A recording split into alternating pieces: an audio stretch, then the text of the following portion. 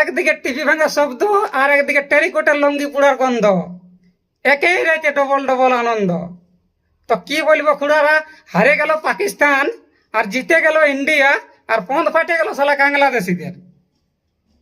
তো যারা মানে প্রথমে বিরাট কোহলি আউট হয়ে যায়, রোহিত শর্মা আউট হয়ে যায়, মানে ভারত কম রানে আউট হয়ে যায়, যারা ভেবেছিল যে এবার হয়তো আমরাই জিতবো, আমরাই বলতে পাকিস্তানিরাও আমরা মনে করে আর বাংলাদেশিরাও আমরা মনে করে, ওদের কোনটা যে টিম মানে বোঝা মুশকিল।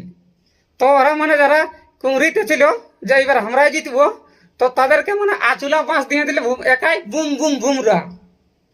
ওরা জানেই নাই যে ইন্ডিয়ায় বুমরার মতন একটা বোলার আছে। বোকা আছে, তারা বিশ্বকাপ খেলতে আসছে। আগেই তোরাকে বলেছি যে চাষের সময় চলছে, তোরা গোবর তোবর চালা, এইসব তোরা বাদ দে, ক্রিকেট খেলা খেলি। সে নাই আমেরিকা চলে আসছে ক্রিকেট খেলতে।